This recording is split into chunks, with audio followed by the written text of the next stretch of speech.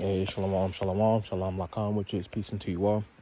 Hayawam tawab la atham za'ach yakam yawam on Chakadal, Charlotte, which is good day. This is your brother Yawam from the GMS camp in Charlotte. Nachamatam kaya. Hamalakat hashamayim kwarab. Repent ye, for the kingdom of heaven is at hand. Call layim la la abanawa Yahweh bahasham Yahweh shai. Bahasham ruchak wadash. Wamashinala zakwanim nawa. Wamala akim shal which is our praises too. Our Father Yahweh, which means He exists. Bahasham, in the name Yahweh shai. He delivers in double honors to the elders and apostles of Great Millstone. So pretty much, I just was going on a brief walk, and it just sparked in my spirit, just to go into essentially building up our houses. You see, because in Matthew, the 7th chapter, it talks about the two foundations. And the two foundations, you got the ones in verse 24, the wise men that essentially built their foundation on that rock, who is Yahweh Shai HaMashiach. The true foundation, which, allows for stability, you see. But then you also had, those that essentially built their houses upon that sand, which represents 2/3, So I just want to go into that. And it's going to be like an impromptu. Essentially, I quoted Matthew, the 7th chapter. Again, the wise men are going to be the ones that essentially, chose that correct foundation, because when we go into the scriptures, all right, when we get scriptures like 2nd Esdras chapter 14 and verse 13, it says, set our houses in order, in which, and setting our houses in order, that starts with ourselves. How we build ourselves up is by essentially choosing that correct foundation, who is Yahweh Shai, because He's the chief cornerstone. The thing about a cornerstone is that essentially to build, for something to be built up and for it to be stable, it has to have a cornerstone, in which Yahweh Shai is that cornerstone, so we have to build ourselves up in the Lord, So again, quoting that precept, it was 2nd Esdras 14 and verse 13. It says, set thy house in order and reprove thy people. So before we can, essentially bring out this word and reprove the nation of Yasharahla, essentially it starts with ourselves. All right, how we build ourselves up again by essentially subscribing to this word. All right. Also scriptures like Psalms 119 and verse 9, wherewithal shall a young man cleanse his way, by taking heed thereto, according to thy word, so which that precept ultimately starts with the word Beth, which Beth in Hebrew, in the ancient Hebrew, is Bayat. All right.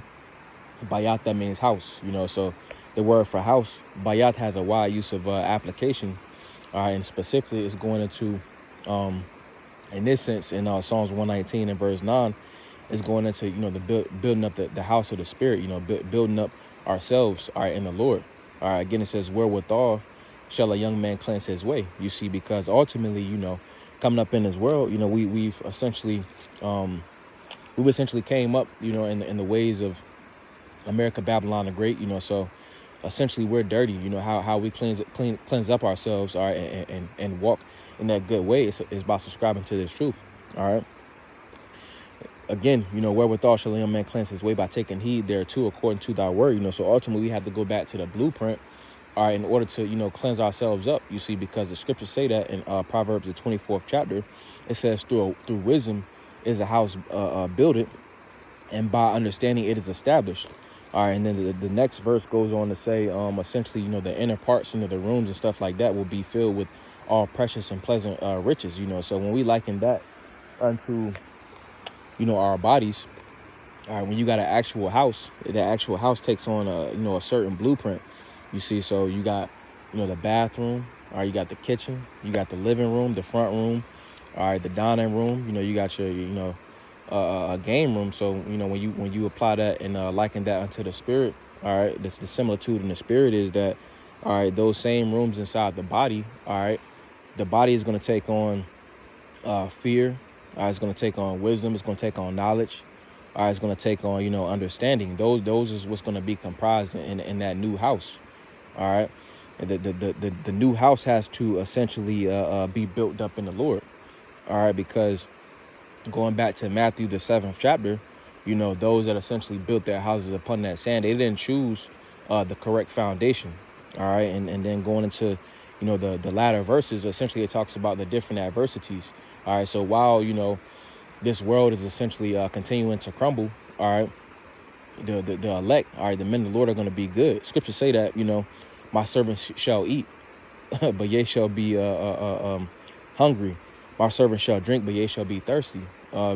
Behold, my servant shall rejoice for, shall be in a spirit of rejoicing, all right, but ye shall be howling for vexation of spirit, because ultimately 2/3 are essentially putting their trust and they're putting their confidence, all right, in carnal riches, all right, worldly riches, which those things are, as we see, they're continuing to, fade away.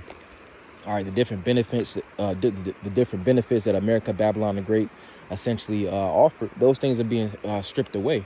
You see, the Lord is essentially making it to where, Jake has no choice, but to serve him, you see, which 2/3 it's been written that, they're not going to ultimately follow, they're not going to play with that tune. They're not ultimately going to abide, all right, and essentially fix up their houses in the correct fashion, so when the said calamities come, you see what I'm saying, they're going to be taken in those said calamities,